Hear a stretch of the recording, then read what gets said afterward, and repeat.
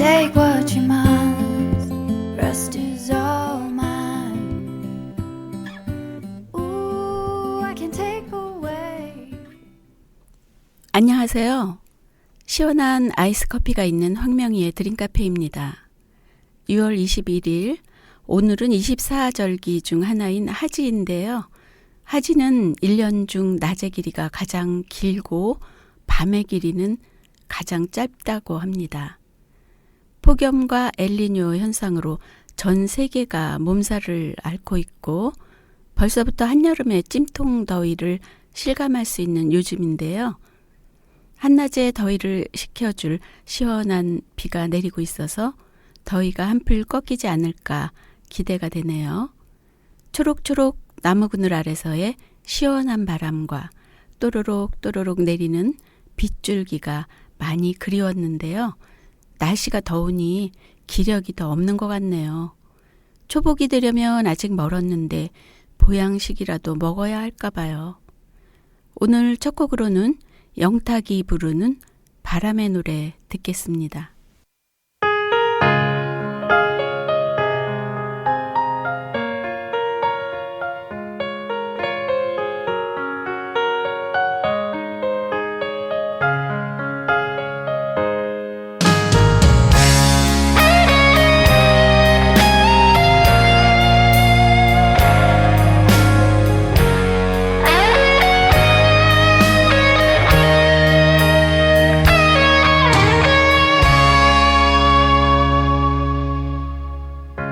살면서 듣게 될까 언젠가는 바람의 노래를 세월 가면 그때는 알게 될까 꽃이 지는 이유를 나를 떠난 사람들과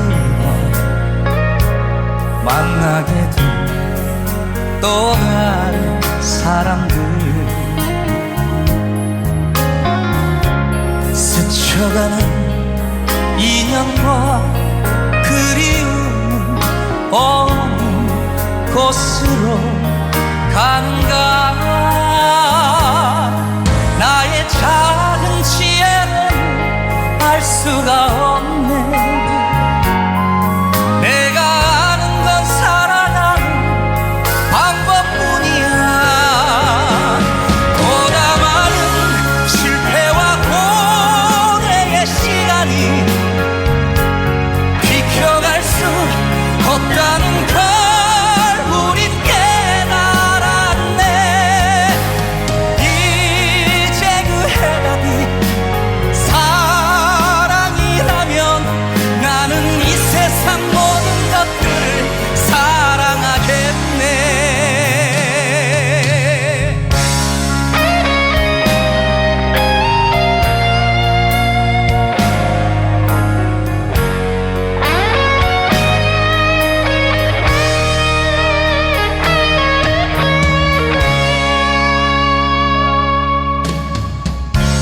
나를 떠난 사람들과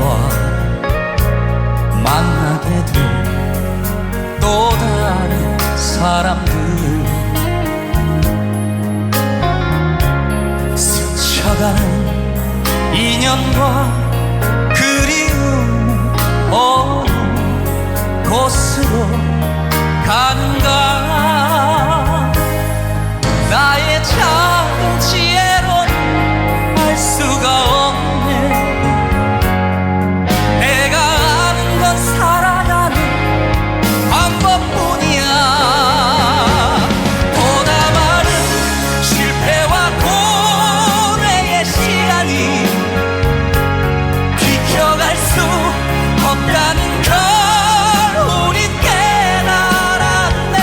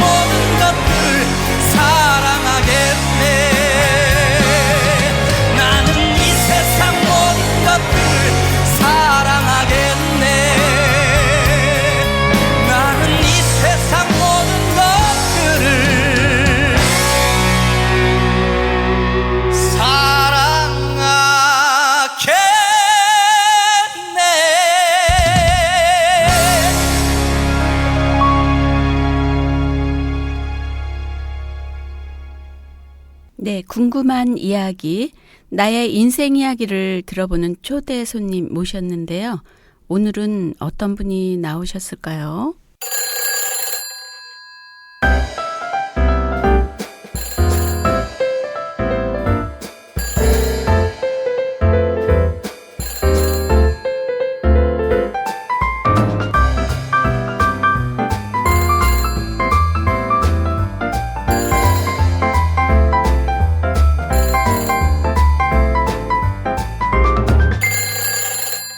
오늘은 화가이자 수필가이며 우리 동네 서울 시내버스 102번 버스 기사이신 박경민 선생님을 스튜디오에 모셨는데요. 박경민 선생님은 황명희의 드림카페 129회에 전화 인터뷰로 출연하신 적이 있습니다. 거의 2년 만에 드림카페에 다시 모시게 됐는데요. 먼저 드림카페 청취자들께 본인 소개 겸 인사 좀 해주실까요? 안녕하세요. 반갑습니다. 저는 아직 현직에 있습니다. 102번 버스 기사로서 우리 노원구 구민들 열심히 모시고 다니고 있고요. 요즘은 또 글을 하나 썼는데 뭐 수필가라고 하기는 좀 민망하지만 그래도 등단을 했으니 수필가는 맞죠? 네, 129회 드림카페에서는 코로나 팬데믹 시절이라 비대면으로 전화 인터뷰로 출연하셨는데요. 이렇게 직접 얼굴을 뵙게 돼서 정말 반갑습니다. 네, 오늘 박경민 선생님을 이제 특별히 스튜디오로 초대한 이유는 이번에 이제 책을 내셨기 때문에 한번 소개해드리고 싶어서 모셨는데요. 어떤 책인가요? 네, 제목은 엄마 달려고요. 엄마 달려라는 그 의미는 엄마가 열심히 나태하지 않고 게으르지 않고 열심히 살아야 한다는 그런 의미도 있고요. 제가 버스 기사이다 보니까 승객들 또 출근 시간에 또 늦으면 안 되잖아요. 그런 의미도 있고 우리 아이들이 엄마 화이팅 하라는 그런 의미도 있고 여러 가지 의미가 있다고 생각합니다. 네, 그런 의미에서 책을 내시게 됐군요. 저도 이번에 선생님이 책을 보내주셔서 참 재미있게 읽었습니다. 늘 페이스북을 통해서 선생님이 올리시는 글을 읽으면서 글도 참 재미있게 쓰시고 어린 시절 추억도 참 많은 분이시구나 생각했었거든요.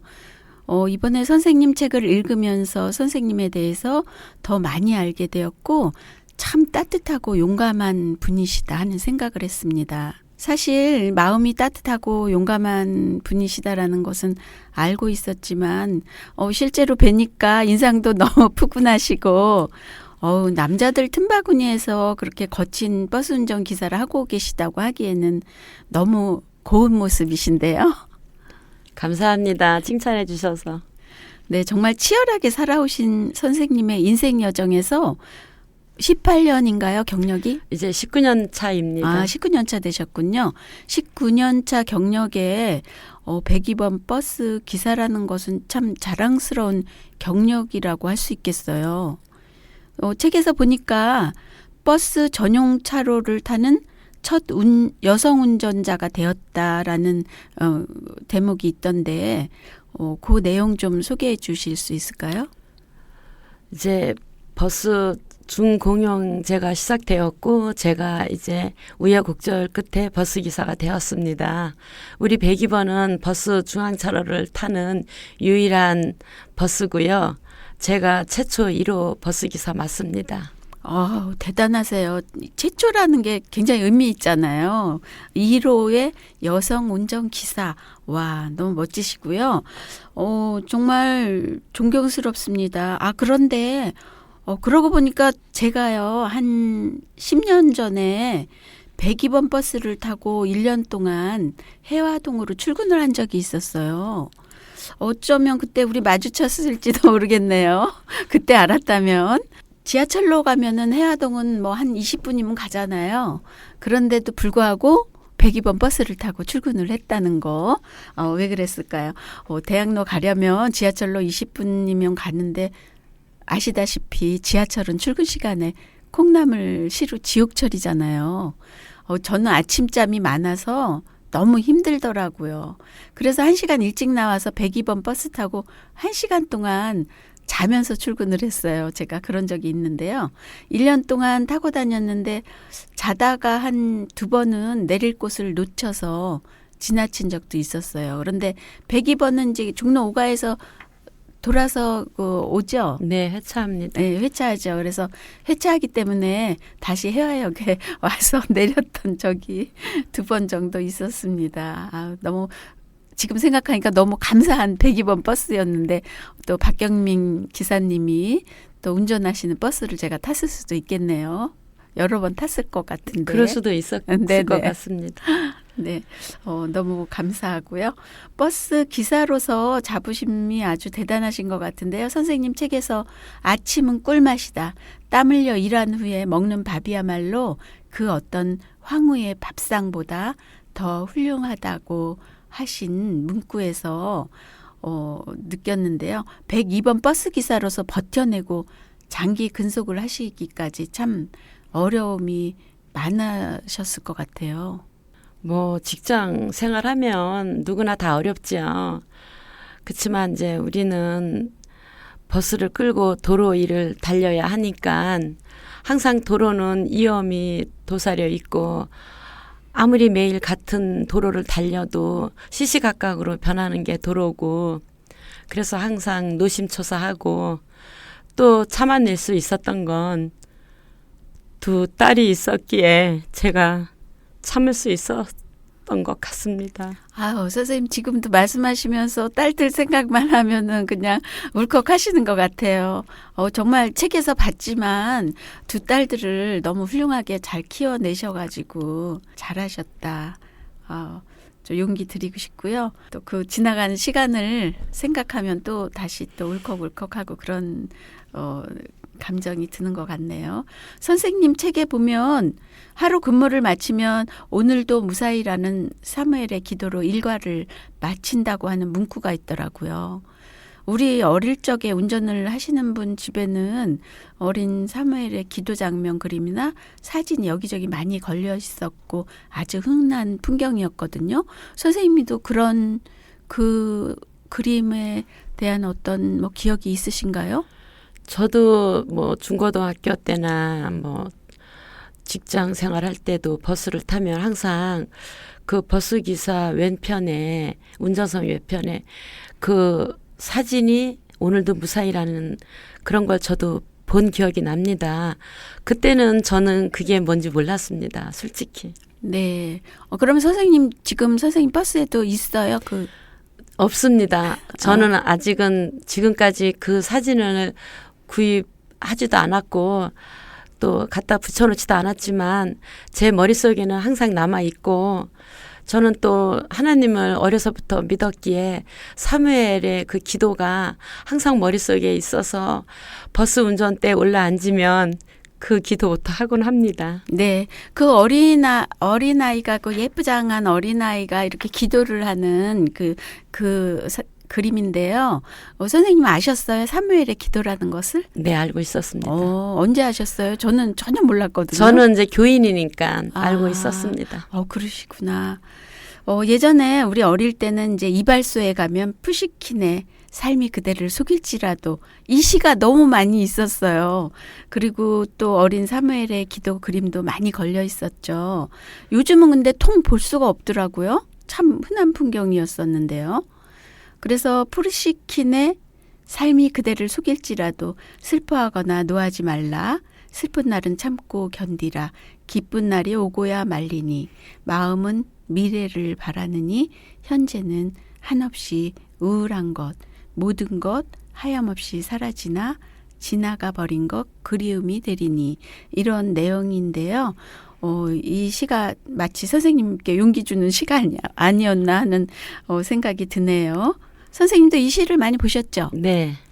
저는 어릴 때 이 시를 보면서 참 진부한 시라고 생각했었어요.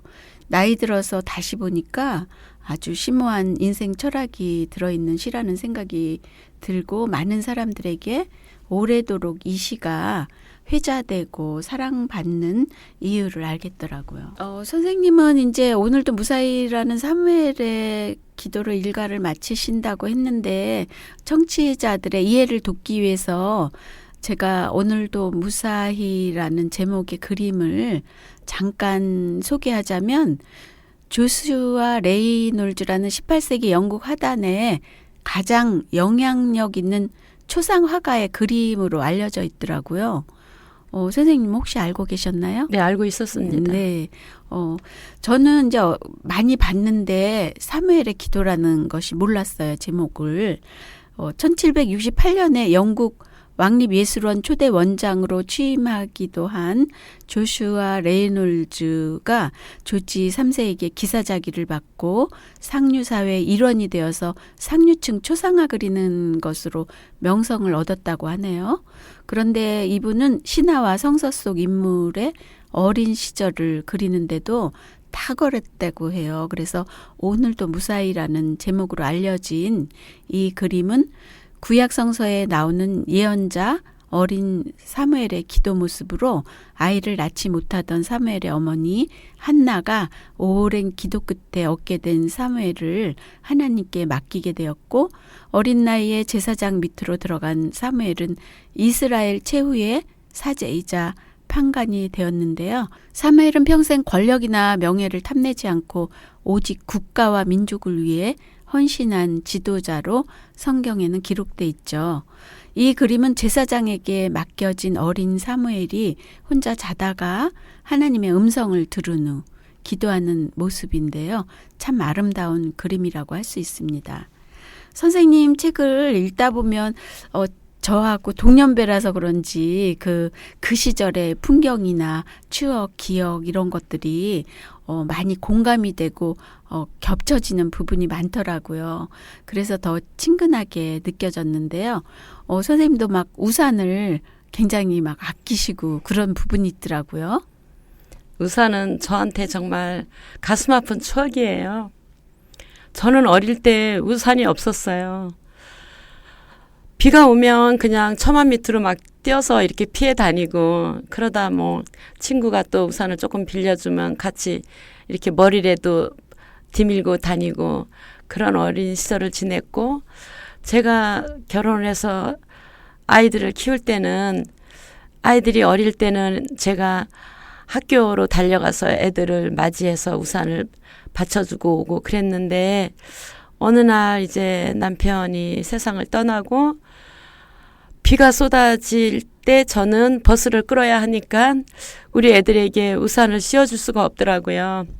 그래서 비가 오든 비가 안 오든 항상 아이들한테 가방에 우산을 꼭 넣어주고 애들은 엄마 무거워서 안 가져간다 그래도 유비무한 저는 항상 유비무한 이러면서 가방에 넣어주곤 했습니다. 네. 그리고 또 제가 인상 깊었던 거는 그 영양보충제 원기소 있잖아요. 우리 어릴 때는 원기소가 최고의 영양제였는데 그 되게 반갑더라고요. 원기소라는 그거를 보니까 선생님이 어렸을 때 몸이 약하셨나 봐요. 옛날에 뭐 잘 못 먹으면 다 약해서 뭐 이렇게 세상을 일찍 떠나는 아기들도 있었던 것 같아요.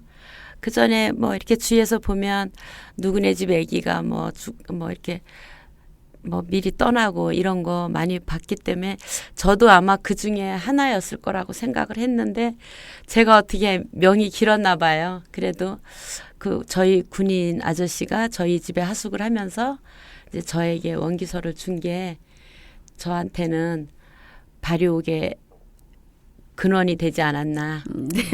저도 어렸을 때 원기소 이렇게 먹어본 기억이 있는데요. 이 원기소가 60년대, 70년대의 영양 보충제로 뭐 효모가 50% 들어있고 식물성 단백질로 돼 있어갖고 비타민 B와 필수 아미노산, 미네랄이 함유되어 있다고 하는데요. 굉장히 고소하잖아요. 그거 이렇게 씹어 먹으면. 네, 고소했어요. 네, 그러니까 무엇보다도 힘든 직장 생활 중에도 화가로 또 데뷔하시고 전시회도 3번이나 하셨는데요. 그림을 그리게 된 계기를 한 번만 더 여쭤봐도 될까요? 사실 그림은 저하고는 별로 안 어울리는 것 같았고 학교 다닐 때도 그냥 천방지축이었지 뭐 꼼꼼하게 앉아서 그림을 그린다거나 그러지는 않았던 것 같은데 버스를 끌면서 제가 너무 슬프더라고요. 이 많은 남자들 틈에서 여러 다른 건 몰라도 일하는 거 힘든 건 내가 내 새끼를 위해서 돈을 버니까 하나도 힘들지 않아요. 단지 힘든 건 그들 입에서 나오는 툭툭 내뱉는 그런 성적인 언어라 그래야 될까? 뭐 아무튼 그런 이야기가 제일 듣기 힘들었고 감당하기 어려웠고 아 내가 왜 여자가 됐을까? 저놈들하고 똑같이 나도 남자였으면 이런 소리 안 들을 텐데 그래서 그러면 내가 저놈들을 내가 힘으로는 못 이기고 말로는 못 이기니까 권력으로 내가 저놈들을 다스려야 되겠다. 그래서 꿈을 꾸듯이 모란의 꽃 여왕을 그렸습니다. 모란은 꽃 중의 여왕이라고 하더라고요. 근데 마침 우리 집 아파트 앞에 모란꽃이 피었더라고요. 그 모란꽃을 보는 순간 아 얘를 그리면 내가 여왕이 되겠구나. 그래서 모란꽃을 그리고 하다 보니까 모란의 여왕, 모란의 눈물 그것이 그 작품이 히트를 치면서 미술계에서 이제 박경민 하면 모란의 여왕, 모란의 눈물 이렇게 알려지게 되었습니다.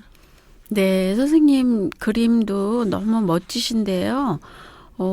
제가 129회에서도 소개드렸지만 선생님 정말 인간 승리 하신 분 같고 대단한 그런 경력을 갖고 계신데요. 2020년도에 한국회화의 위상전 우수상을 모란의 향기로 받으셨고 또 제4회 국제한얼문화예술대전 금상 모란의 눈물이라는 제목으로 또 금상 받으셨고 국도해양환경 국제미술대전 10회 대상 바람이라는 제목으로 대상 받으셨고 24회 나혜석 미술대전 우수상도 받으셨고요. 영원한 미술교류전 미술대전 특선도 하시고 굉장히 많은 상도 계속해서 받으셨네요. 네, 그리고 수필가로도 또 등단하시고요. 그래서 이번에 엄마 달려가 처음으로 나온 선생님 책이죠? 네, 처녀작입니다. 네, 정말 재미있게 읽었고요. 잠깐 선생님 계속 울컥하시는 것 같아서 노래 한 곡 듣고 올게요. 감사합니다. 네, 선생님을 응원하는 의미에서 우리 임영웅 님이 부르는 별빛 같은 나의 사랑아 듣겠습니다.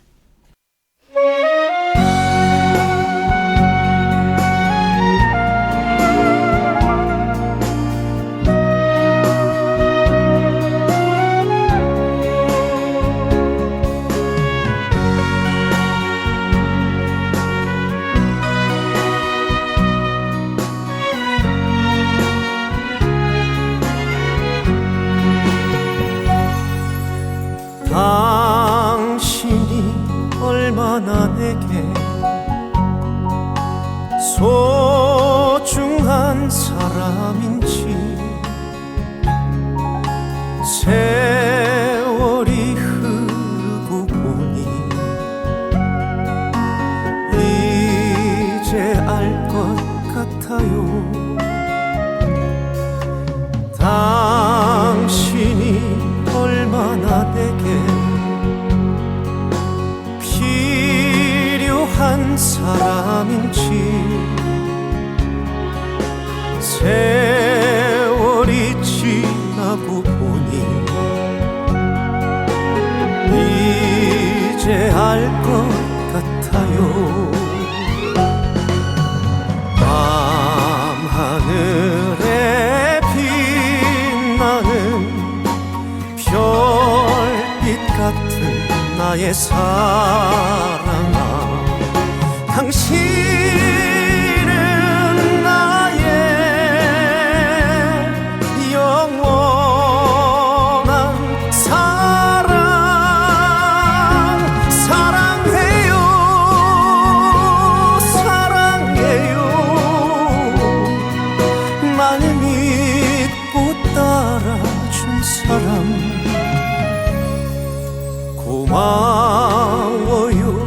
행복합니다. 왜 이리 눈물이 나요.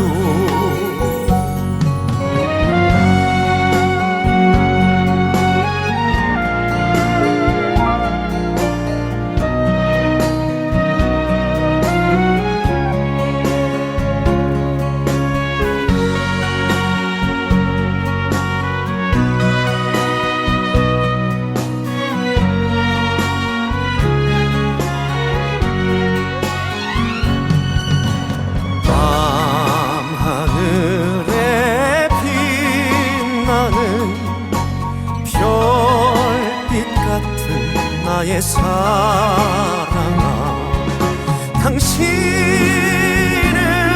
나의 영원한 사랑. 사랑해요, 사랑해요.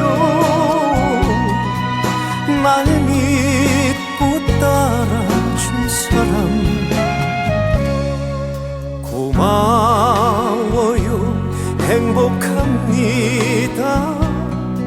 왜 이리 눈물이 나요. 왜 이리 눈물이 나요.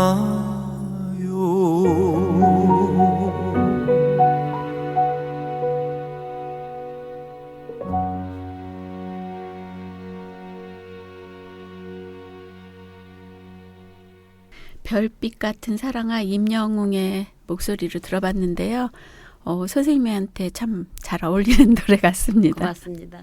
네, 선생님 그때 좀 우울증이 왔어서 그림으로 극복을 하신 거네요. 그렇죠? 네. 네, 선생님은 고향이 양구신데요. 고향인 양구에 대한 자부심이 대단하시다는 느낌을 받았어요. 고향 얘기 좀 잠깐 해주실까요? 뭐 양구는 특별한 뭐 도시 시골이 아니고 그냥 깡촌이에요. 우리 어릴 때 그냥 콧질질이 뭐 무릎팍 다 해진 옷 입고 이리 뛰고 저리 뛰고 다니면서 메뚜기 잡아먹고 뭐 개울에 가서 반개 잡아먹고 그런 추억만 있지. 양구가 저한테는 별로 그렇게 큰 의미는 없었어요. 근데 이제 결혼을 하고 양구를 떠나오고 나니까 양구가 그립더라고요. 그런데 사람들한테 양구가 내 고향이라 그러면 잘 모르더라고요. 남자들은 뭐 군대 갔다 왔으니까 거의 뭐 아는데 뭐 이렇게 주부들이나 뭐 주위에 집사님들, 교인들 고향이 어디냐고 해서 양구라 그러면 어디냐고 그래서 아예 양구 소리를 안 했는데 어느 날 이제 지자제가 되면서 양구가 뜨더라고요. 뭐 수박으로도 유명해지고 사과로도 유명해지고 이제 온도가 이렇게 많이 올라가면서 양구는 사실 추운 지방이었는데 우리 어릴 때는 사과도 구경 못하고 수박도 구경 못했는데 지금은 뭐 양구 수박이 엄청 비싸게 팔리고 양구 사과도 엄청 비싸게 팔리고 그래서 아, 양구가 좋은 곳이구나. 내 고향이 좋은 곳이구나 하고 이제 자부심을 느낍니다. 네, 선생님 양구에 대해서 이렇게 말씀하시는 거 보면 애증의 관계인 것 같아요. 그리고 그 고향이니까 아무래도 또 고향 떠나오신 지 오래되셨잖아요. 그래서 네.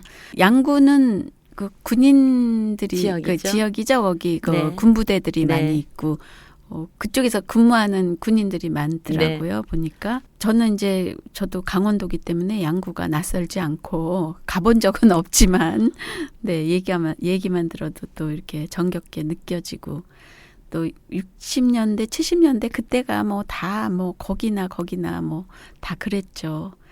선생님 진짜 두 아이 엄마로 버스 기사로 19년간 직장생활 버텨오면서 화가로 또 수필가로 당당하게 인생 여정을 그려온 멋진 분이라는 생각이 들어요. 박경민 선생님 나의 인생 이야기를 들어봤는데요. 혹시 또 하시고 싶은 말씀 있으실까요? 그냥 우리 아이들이 결혼했으니까 잘 이제 살아주면 고맙고요. 제가 이렇게 이제 나이 60에 정말로 엄마 달려가 히트를 쳤으면 좋겠고요. 제가 아프지 않고 더 열심히 버스를 끌고 다닐 수 있었으면 좋겠고요. 또 그림도 짬짬이 그려서 뭐 이렇게 좋은 사람들한테 제 그림을 이렇게 기증할 수 있으면 더욱 좋겠고요.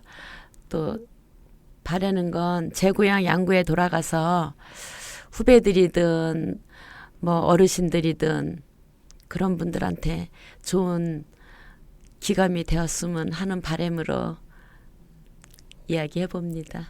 네, 선생님 인생 이야기가 많은 분들에게 귀감이 되고 감동이 되지 않을까 하는 생각이 드는데요.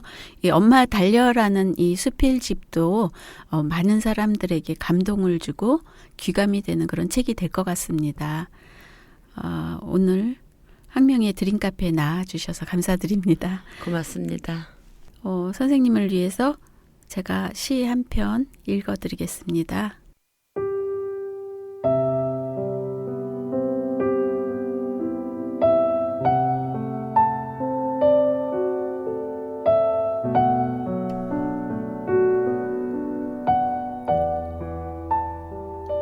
특별한 너 서윤덕 너와의 만남을 통해 세상이 참으로 아름답고 살만한 곳인 줄을 알게 되었다.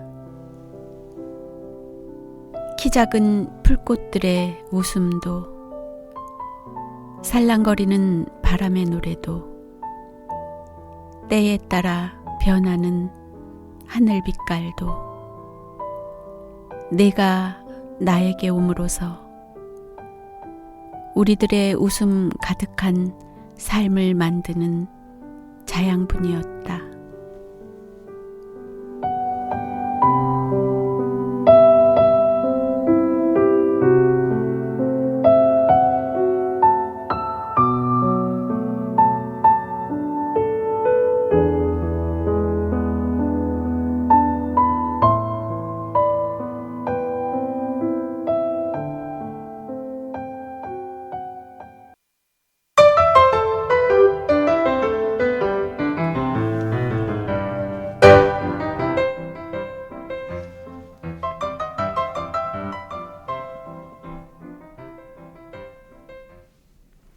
네, 박경민 선생님하고 이야기를 하다 보니까 시간이 얼마나 빨리 지나가는지 밤을 새고 해도 모자랄 것 같습니다. 구약성경 시편 119편 71절에는 고난당한 것이 내게 유익이라 이로 인하여 내가 주의 율례를 배우게 되었나이다 라는 구절이 있습니다.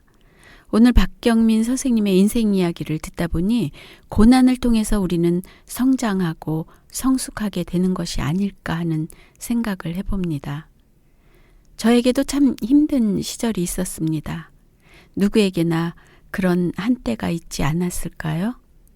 어쩌면 지금도 많이 힘든 시간을 보내고 있을지 모르는 분들이 있다면 박경민 선생님의 인생 이야기를 생각하면서 용기 내셨으면 좋겠네요.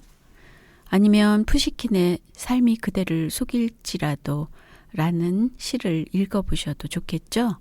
슬픈 날을 참고 견디면 기쁜 날이 오고야 만다고 했으니 현실이 아무리 암울하더라도 밝은 날을 기대하고 희망을 가져야겠어요.